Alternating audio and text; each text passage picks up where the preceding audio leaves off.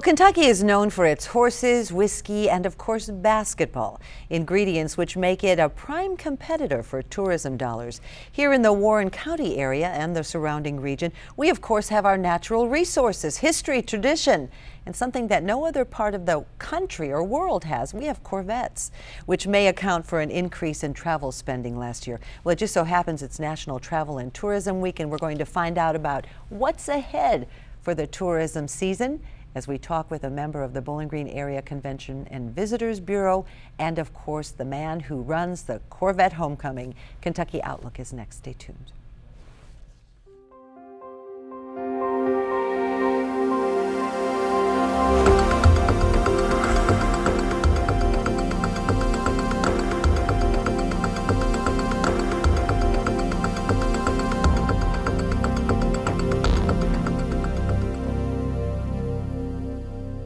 Hello and welcome to this week's edition of Kentucky Outlook. I'm your host, Barbara Deeb. And you know, often we take things for granted, and especially when you live in an area as rich in tradition, natural resources, and so much more, that we do have a tendency to take it for granted. And what we don't realize is the economic impact of what those things mean as it relates to tourism. Well, the latest economic impact numbers for tourism in the state of Kentucky have been released, and it appears that tourism in the Commonwealth generated $1.3, you ready for this, billion in tax revenues for local and state government last year. That's an increase over the previous year. Well, 7 of the 9 tourism regions showed gains. We are one of those regions. We're going to find out more about it as we welcome to the program Marissa Butler, who is the marketing director with the Bowling Green Area Convention and Visitors Bureau. From this point forward, we're going to call it the CVB. Thank you. Make it a whole lot easier. It is such a mouthful, and you did it perfectly. Well, thank you. Thank you, thank you, thank you. And perfect is what we might call having the opportunity to live and play in this region. I've heard it referred to as God's country several times in just the past couple of months. All of a sudden I've heard more people from outside, of course, our region who say, oh, Bowling Green, yeah, that's God's country. Wow, that's a big one. That's a big one. That is a big one. So we look at this, you know, we're talking about National Travel and Tourism Week, but we also have the opportunity to have some numbers that have just been released. Absolutely. As it relates to tourism dollars. So in your opinion, do people kind of take things for granted sometimes? Oh, of course we do. Absolutely. The National Corvette Museum making recent national headlines and news, international news, I think made a lot of people, even just within the hour radius of Bowling Green, go, oh yeah, that place that I pass every time going up and down 65, or oh yeah, I remember going there back when it first opened 20 years ago. They will be celebrating 20 years this fall. So we definitely take things for granted in our backyard just because the grass is always greener on the other side of the fence. And we think about other big cities, destinations, beach, mountains, things that we don't have. Whereas people who live surrounded by those assets on a daily basis will look at a destination like Southern Kentucky and go, oh yeah, that's fantastic, it's beautiful. Well, now, preaching to the choir, how do you certainly you want to draw people into these parts, so as the marketing director for the Convention and Visitors Bureau, CVB, you want to get them here, but how do you then look at the people who are in the choir, so to speak, and get them to take advantage of those opportunities? Oh, sure. Well, I mean, there are ambassadors, especially with the advent of social media. You post just a jaunt in the afternoon up to one of our attractions or one of the parks or something in the area and post about it on social media, and that's telling all of your friends who live no telling where about the wonderful assets and resources that we do have. It's tough to try to market locally because we're charged with, of course, bringing people into town and spending their money here in town. But at the same time, part of our job is a little bit of education and advocacy about what we're doing. We're the people screaming from the mountaintops every day, come to Bowling Green, come to Southern Kentucky, come visit Mammoth Cave, the Corvettes, come see all the fabulous beauty that we have here and great family-friendly attractions that we have. So, we don't necessarily think about our local residents every day of reminding them of that, but it is certainly a component. It certainly is, and we talked about the 9 regions. So the state of Kentucky is broken up into 9 tourism regions. We are considered the Caves, Lakes, and Corvettes. Caves, Lakes, and Corvettes region. Okay, absolutely. So you're going in a winner already, right? Sure. With those. Well, the regions were established several years ago, and we were one of the first to take one of those more marketable names. And it's funny, over the years, a lot of the other regions have adopted that same practice, and you've got your bourbon horses in history and your bluegrass blues and barbecue. And so now we are certainly stronger when we represent the greater area, because the visitor doesn't recognize county lines. Not like Kentuckians do. Right. Right? So those county lines, so yeah, it is important to highlight the attractions. Well, let's talk about what is and people might be surprised to learn this, what is the biggest attraction in these parts? In these parts, well, of course, Mammoth Cave, right up the road from us, that is the biggest attraction. But as far as numbers go here for Warren County, it's Beach Bend, hands down. Really? Between the amusement park and the raceway and everything that they pack in there on the weekends in the summer and all throughout the week in the summer, they certainly take the cake. They are number one. How do we look at these numbers and we can say that, tourism generated over $1 billion in tax revenues for the state of Kentucky. How is that determined? How do they get to those numbers? That is a professional third-party outside company, a research company that conducts the surveys there, and they apply a formula, and that's how we get them. We just are on the receiving end every year, and of course they do survey the attractions, the major attractions across the state, and do have interview type questionnaires for all the stakeholders that are at a certain level and beyond. And that's how we get them. And of course, we've been blessed with increases since I've been at the CVB for 7 years now. Hate to think of a day that may go stagnant a little bit, but with all the growth and the additions that we're seeing, I hope it's not anytime in the near future for us. But the other component to that great tax revenue figure, the direct impact that the tourists have, is the jobs. The jobs that the hospitality industry and the tourism overall industry creates and helps sustain. So. Well, as you're saying that, people may not realize that there are many jobs related to the service industry and to tourism and those kinds of things. So when you're driving around town and there might be something happening in town that is going to bring a lot of tourists, and while the residents may not be so happy about that, when they stop to think what it's bringing, you're saying there's a lot more to that. Oh, sure. Yeah, I remember a couple of years ago I did a piece and was riding along going, these are the weekends to expect increased traffic, or when the locals might want to get out of town. You might want to take a trip away. Well, not unlike Louisville, when the Derby, the Louisvillians head out because even some Lexingtonians, yes. everywhere in between, they all head out, rent their homes and get out of town. So, but Bowling Green in general, let's talk a little bit about that, because I'm surprised to hear that Beach Bend is one of the larger attraction in these parts. But we have such a rich natural history. We have so many other things. Talk a little bit about what's available in these parts. Well, absolutely. Well, of course, our icon being the Corvette. The Corvette Museum, on average before the sinkhole, was about 120 or so thousand visitors a year.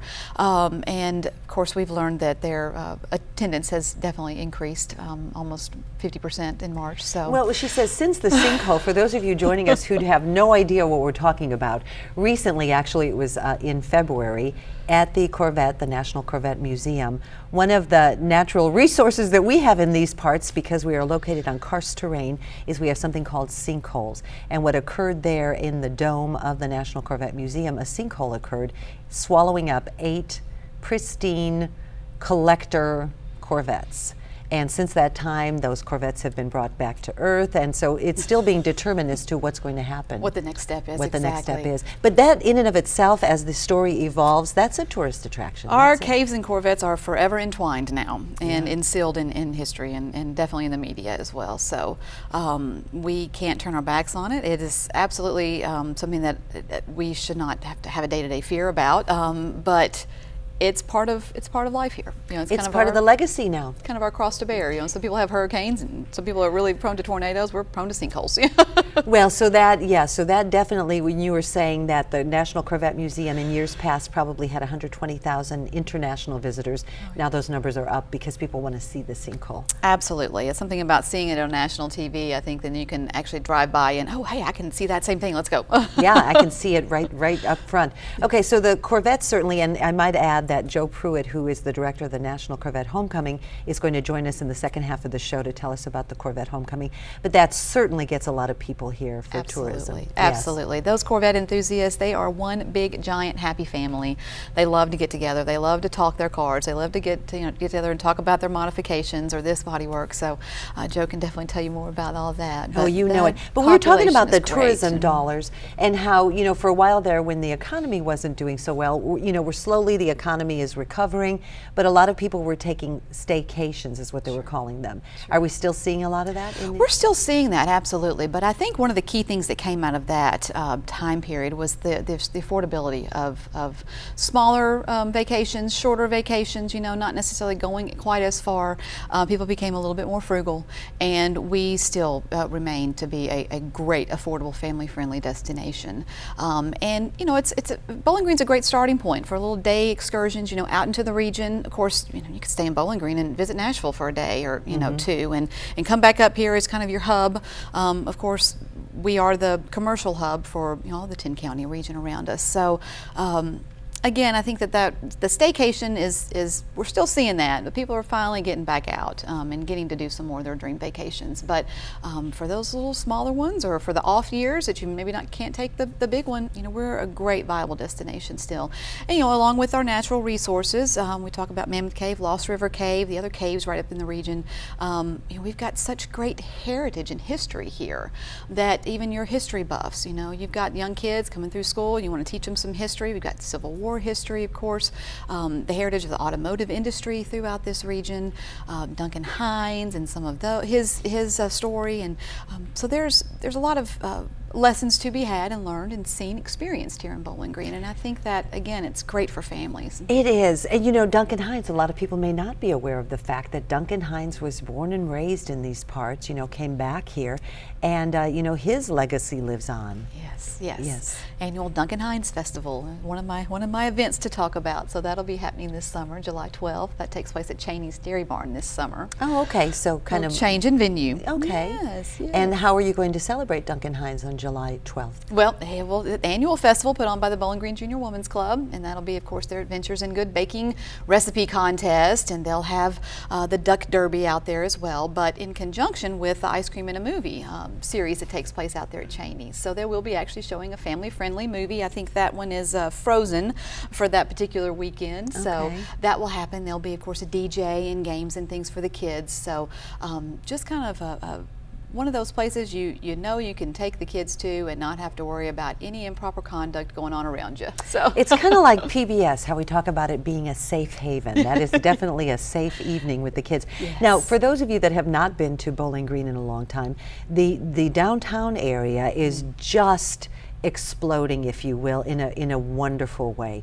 SkyPack, the Southern Kentucky Performing Arts Center, of course, opened, and now HitSense building. And if you haven't been down there, whoa, I was there the other day and I thought, am I really in Bowling Green?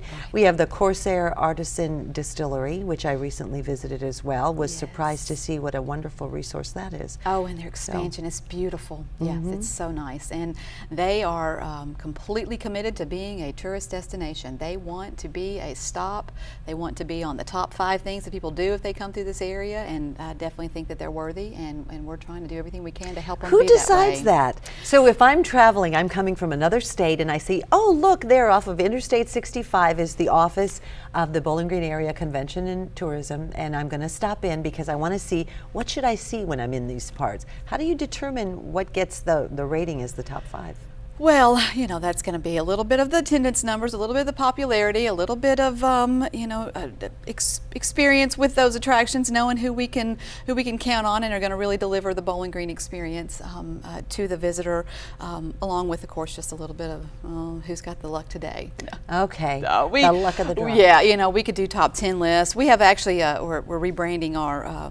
We did have a 50 things to do in Bowling Green, but now we're, of course, going to do a 0 to 60 things to do in Bowling Green. So that's a fun. In keeping with the Corvette sort of 0 to 60? Absolutely. Okay. Absolutely. We are Gotcha. we are geared for fun here in Bowling Green. So, but that will be fun, but we can, of course, include almost every facet of the town with 0 to 60 things. But yeah, the top 5, you've got your Corvettes, you've got your caves. I think Corsair's right there with it. You've got your amusement park, and then, kind of take your pick of one of the heritage sites, the Rail Park and Train Museum, the Kentucky Museum, Riverview at Hobson Grove. You've got these great, rich history sites, and they can, again, tell a story, a local story about, you know, either a family that's lived here or families that have donated to the museums, or of course how the Bowling Green citizens rallied to get the train, the railroad through Bowling Green many years ago, and the success that that's brought us. You know, 65 followed along with that, so that has a lot of, we contribute a lot of our growth to the railroad. Okay, here's one for you. What's the best kept secret in Bowling Green? Kentucky Museum. People just don't know enough about that place. They have just done amazing things over the past few years. The new collections, the new exhibits, renovations, and their hands-on educational family guide. And it's just, I think that's one of the best kept secrets. Okay. But you know, it won't be for much longer. We're you know, they're doing their part. WKU's doing their part. The Instruments of American Excellence exhibit and the attention that it received when it first opened. So you know, that's one of those that's kind of starting to slip. It's coming into the radar a little bit more, I feel. But other than that, just getting out in the county, you know, places like Shanty Hollow, places like Romanza Johnson Park, Drakes Creek, you know, Boyce General Store out in the middle of Alberton. We still have a general store in these parts. Yeah. We're going to take a short break here on Kentucky Outlook, and when we come back, we're going to be joined by Joe Pruitt, who is the director of the National Corvette Museum. You want to stick around? Absolutely. Okay, and more with Marissa Butler, so don't go away.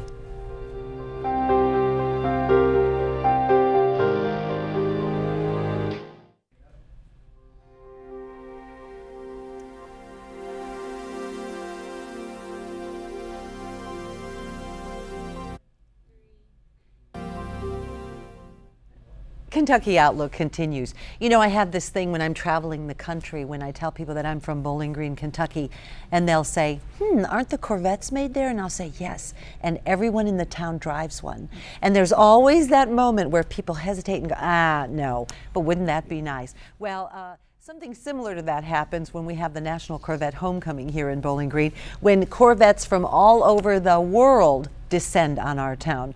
Welcome back as we talk more about tourism and tourism dollars and how that impacts the state of Kentucky and the Commonwealth. Joining us now is Joe Pruitt, who is the owner, the event coordinator for something called the National Corvette Homecoming, and we are rejoined by Marissa Butler, the marketing director with the CVB, the Bowling Green Area Convention and Visitors Bureau. Joe, good to have you here. Nice to be here. And you got your orange on. You're promoting the National Corvette. This is the 30th? This 33rd. 33rd, okay. Started the same year the factory moved to Bowling Green. Okay, so fill us in a little bit on what we're talking about when we say, I mean, obviously it's a homecoming, but there's a whole lot more to it. Share it. It is we've increased it to 3 days this year. It is a 3-day fun fill from the minute they get here. There's something going on, something for the ladies as well as the men to do, and we don't like to have anybody sit around idle. We keep them busy. And it'll start at about 9 o'clock on Thursday morning, July the 17th. And we will start by going up to the new motorsports park of the museum. And from there to the museum to see the Fabulous 8 that went in the ground. And then after that, I hear a little chuckle back here. After that, we're going to take them to the factory for tours, which it'll be open this year for the first time in 3 years. For the first time in 3 years, Yes. the National, really? So you can actually see the Corvettes being made? Yes, yes. Wow. One of the things that a lot of people come to Bowling Green to see is either see their car built or someone else's car built. They wish were theirs. You made a reference a minute ago. You called it the Fabulous 8. Those 8 cars that were sucked up into that sinkhole. Are we going to start calling it the Fabulous 8? I think it's been called a little bit of everything, but the Fabulous 8 I think would be a good thing for them. I personally think that there's probably some of them that won't get restored. No. That probably will stay the way they are, and some that will. And I think it's a good thing. Show them before, show them after. It's going to be interesting to see what they do with the sinkhole. Yeah, that too. That's a whole different story. You know, we had a Yes. show last week about the sinkholes. It's an interesting phenom. But we're here to talk about the Corvette Homecoming Right. and tourism dollars. Now, from a tourism standpoint, you love to have these Corvettes come into town? Well, absolutely, yeah. Nowhere else can you be sitting at a red light and 7, 8, 10 pass you by all in a row. I mean, this just doesn't happen other places in the country, only in Bowling Green. But as far as the tourism perspective on an event, Joe's event particularly, you know, the events that go on at the Corvette Museum, they seem a little bit, you know, member only. They're, you know, kind of a little bit more exclusive. The Corvette Homecoming, right in the middle of Bowling Green in town at Sloan Convention Center, anybody and everybody can go on out there, come on in the gate, cruise around the parking lot, walk around the parking lot, talk to people, get to know them, go inside the Corvette, inside the convention center and see these pristine, beautiful cars on display. Again, talk with the owners, get to know them. It's a really, truly visitor-friendly event. It's one of those that a visitor wouldn't be kind of intimidated to just walk up to and see. Only intimidated by the fact that maybe they couldn't afford to have one of those beautiful cars, but they can live it vicariously. We mentioned, or I mentioned a while ago that we're 33 years old. We have people who have been here 32 out of 33 years. Oh, wow. We are trying to figure out an award to give them, but it's a family, and I think Marissa will tell you the same thing. It's very family oriented. We don't have that many children come because the cars take two people. Yeah. Usually it's a man, wife, or girlfriend, or whatever the case may be. But you buy one of these automobiles, like I did 18 years ago, and called my wife up and said, we're going to a show. Where? Told her, what do? We don't know, but we're going to go. We're just going to take our car and that's go. Right. You take the car, and then you go to the show, and then you meet people there, and then you say, okay, let's go back next year, and we'll see. So your family grows throughout the thing. We can go in any corner of this country right now and pick up the phone and call somebody either in advance or when we get there and say either we need a room, we need help, or whatever, but you've got that one thing in common. This amazing thing called the Corvette. Let's talk a little bit about that, because you know, over the years we've done a lot of different pieces on the Corvette, and we go so far as to call it the Corvette Mystique. But what is it about that car that gets these people to that place? What do you think it is? Without sounding egotistical, trying to do things like that, a lot of guys will jokingly say, when you get in that car, put that seatbelt on, hit that key, you just put on Superman's cape.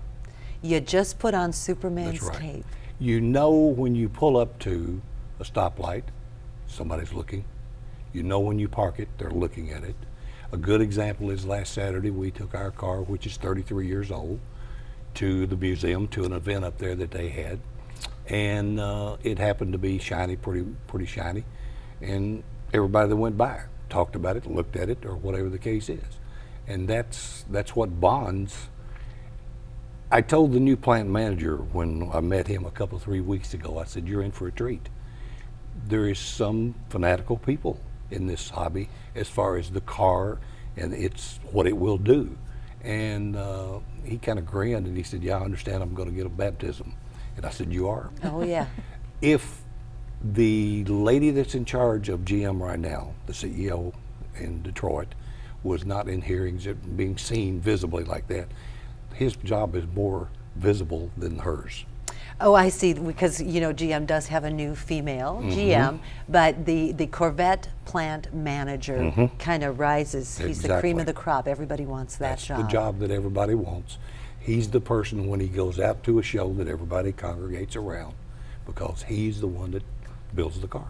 Builds that Corvette. And you know, you mentioned, and I love that analogy, that when you get into that Corvette, you've just put on Superman's cape. But there's also something about the Americana aspect of that, the iconic sports car. If you take a look at my logo, it's red, white, and blue. And that's exactly what we are. It's made in America by Americans who have been making this car since 1953. And it stuck around. It had a rocky start. Probably it shouldn't have stuck around, but it did. As cars, like certain cars, the Thunderbirds went from one to another. I pulled up beside one of the later model Thunderbirds the other day, and I said they missed it. They totally missed it with that car. It still should be around, but this one is still here. And I talked to a dealer yesterday who has put 152 of the new ones, and it's a small town, 152 of the new ones on the road. New Corvettes? Yeah, he don't have one in stock right now. 152 town. Corvettes In in one one little bitty town. town. That's crazy. So the Corvette Homecoming, it happens in July. It happens in Bowling Green at the Sloan Convention Center. It is becoming quickly one of the top tourism stops in these parts. And so I don't have a Corvette, but I maybe want to come out. You say it's very user-friendly, if you will. What can people expect when they come out on July 17th? One of the things that we pride ourselves in is we have all facets of the car. We may have a 53, 54, 5 or whatever. We have all of them, not just the later models, shall we say. Not knocking anyone like the museum or anything like that, but they do have more of the later model cars at their shows. We judge the cars, most of them that come in. Most of those judges that are there are either former or current employees of the Corvette factory, so they know what they're looking at, and they have no access to grind. But they will tell you if there's something that's on the car that could be improved, or how, where it went or something like that. But people, when they unload, it's just like, okay, we're here. There's no animosity or anything else going on. They just come in and we show them a good time, and they have a good time. And they respect those cars. Yes. Now there is, I've been there before, there's a guy who comes almost every year, at least in the past few years, the Darth Vader Corvette. And then we have the pink, pearlescent pink. You know, when I was a little girl in grade school, I wrote a letter, and my idea of success was that one day I would drive a pearlescent pink Corvette. You know that? And I said pearlescent. So, I even knew what kind of paint colors they had. The point is, Corvettes run the gamut, don't they? If we have the pink one this year, I'll try to get you in the car and get a picture. There you go. And we may have that pink car here. Thank you. But no, it's the Corvette Homecoming. It comes to Bowling Green July 17th through the 19th. And it's not just for Corvette owners. It's for all. Right. We have a 63 coming out of, a custom coming out of Mississippi that probably $250,000 wouldn't buy the car. Whoa. Or build it. It's coming, there's a gentleman that's bringing it up. He called the other day. It's even been in the Wall Street Journal. We have another 63 coming that only has 38,000 miles on it. A 1963 Corvette with 38,000 miles. These people really do take this to heart, don't they? Oh yeah, oh yeah. There's some of them. There was one the other day that people were talking about that the man only took it out after midnight and did not license it or anything else. He was rather recluse. He'd take it out after midnight. He didn't want anybody to know he had it. Drive it around a little bit and take it back, put it in That's the why I would get a Corvette, so that nobody knew I had it. It's the National Corvette Homecoming, happens in Bowling Green at the Sloan Convention Center July 17th, so planning underway, lots of stuff. We're going to put up a website where you can get more information. And Marissa Butler has joined us to talk about the amazing opportunities tourist-wise that are in these parts. So thank you so much. Thank you. Joe Pruitt, of course, is the director of the Corvette Homecoming, not the museum. That's going to wrap it up for this week's edition of Kentucky Outlook. Until next time, I'm Barbara Deeb. Thanks for joining us.